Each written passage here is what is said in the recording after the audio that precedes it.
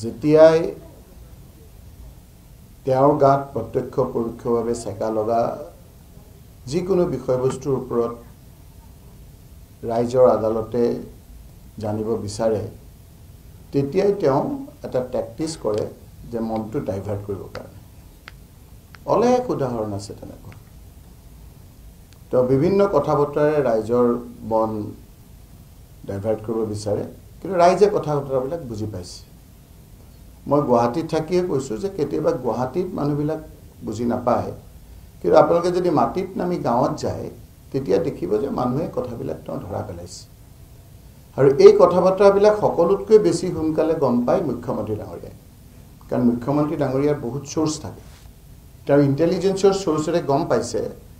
যে উজনি নামনি বৰাক ভেলী পাহাৰীয়া সকলো মানুহে বিভিন্ন কাৰণত তেখেতক বেয়া পাইছে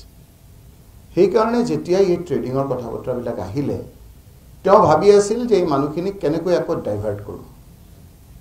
এই ডাইভাৰ্ট কৰাৰ এটা ষড়যন্ত্ৰ হ'ল এই আমাৰ উচ্ছেদ অজিত ভূঞা ডাঙৰীয়াই কোৱাৰ দৰে উচ্ছেদ কৰাৰ আগত এটা নিয়ম আছে সেই নিয়ম তিল মানুহ পালন নকৰাটো আজি জলদল পটপটকৈ ওলাই গৈছে সোণাপুৰত আৰু যি অমানৱীয় মানুহখিনিক উচ্ছেদ কৰাৰ পাছত মানুহখিনি যাবৰ কাৰণে ৰাস্তাৰ কিনাৰত আমি যেটো দেখিছোঁ বস্তুবিলাক ৰাখাৰ পিছত যি বুলডেজাৰে মাৰি দিছে ভাঙি দিছে সৰু সৰু ল'ৰা ছোৱালীবিলাক স্কুলৰ পৰা আহি থকা অৱস্থাত ঘৰত যাব নোৱাৰা এটা পৰিৱেশ সৃষ্টি হৈছে এই কথাটো মুখ্যমন্ত্ৰী ডাঙৰীয়াই গোটেই কথাটো কালি আপোনালোকে চাব এই ট্ৰেডিংৰ কথাতকৈ এইবিলাক কথাই বেছি গুৰুত্ব পাইছে মুখ্যমন্ত্ৰী ডাঙৰীয়াই ভাবিছে যে তেওঁ এই মূৰটো হুমাই দিছে তেওঁ গাৰটো বালিত হুমাই দিছে গাত দেখা নাই মানুহৰ গাত দেখি আছে মোৰ যে স্পষ্ট কথা যেটো আমাৰ অজিত ভূঞা ডাঙৰীয়াই ক'লে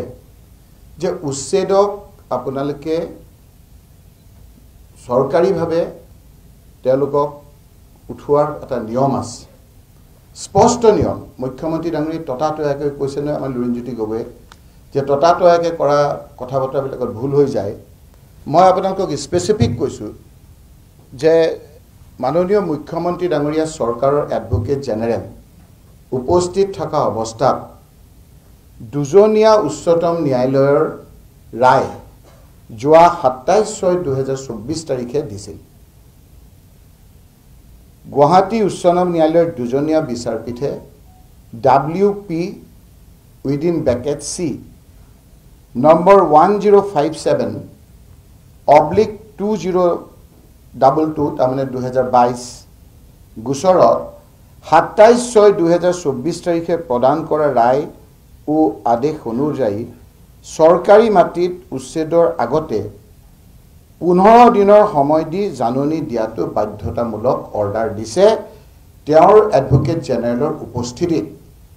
27/6/2024 তাৰিখে দিছে আৰু মুখ্যমন্ত্ৰী ডাঙৰীয়াৰ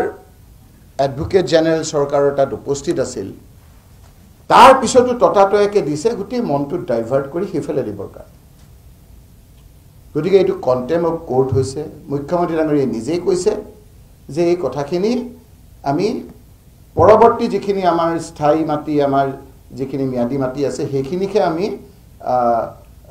নোটিছ দিম বাকিখিনি আমি দিয়াৰ কথা নাই গতিকে এই কথাটো কন্টেম অফ কোৰ্ট নিশ্চয়কৈ যিকোনো মানুহে হাইকোৰ্টত যাব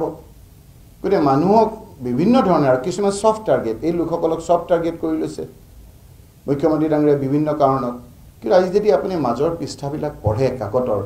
আমাৰ অসমৰ মানুহ তেনেকুৱা নহয় কাকতবিলাক পঢ়িবচোন মানুহে কিন্তু কথাবিলাক কৈছে যে আজিৰ তাৰিখত আজি আপোনালোকে চাওক হৌ সিদিনা আমি এটা উজনি অসমৰ কথাটো ক'লে আজি উল্টা কৰি দিলে মই আজি ইয়াত আপোনাক কৈছোঁ যে যদি কোনোবাই জীৱনটো আসল মানুহৰ জীৱনৰ যদি কিবা ভয় আছে তাৰ পৰা গুচি আহিব লাগে য'ত আহিব কৈ আজি আকৌ কৈছে যাব লাগে বুলি কোনে ল'ব মুখ্যমন্ত্ৰীয়ে কওক যে এইখিনি গ'লে একো অসুবিধা নহয় গোটেই থলুৱা কালি থলুৱা 700ৰ প্ৰায় 1000 কোটিত ব্যৱসায় কৰা সেই ঘৰবিলাক আজি নচলা হৈছে কালি বাধ্যতামূলকভাৱে তেওঁলোকে ক'বলৈ বাধ্য হৈছে যে আমাৰ যি অসুবিধা হৈছে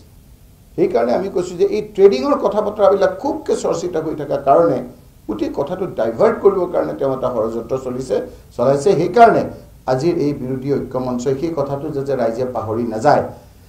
মুখ্যমন্ত্ৰী জালত যাতে আমি ভৰি নিদিওঁ, এই কথাখিনি আমি আজি প্ৰাধান্য দিছোঁ। এই কথাখিনি আপোনালোকৰ দ্বাৰা আমি বিচাৰিছোঁ যে আপোনালোকেও এতিয়া কনফিউজ ইয়াত উঠিছে, যদি আপোনালোকে লাইভ কৰিছে পিছত বা উঠে নে নুঠে ময়ো এইটো সন্দেহ কৰিছোঁ।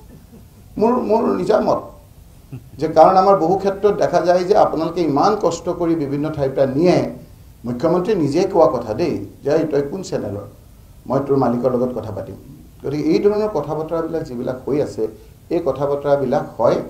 তেতিয়া যেতিয়া বিনাশকালে বিপৰীত বুদ্ধি।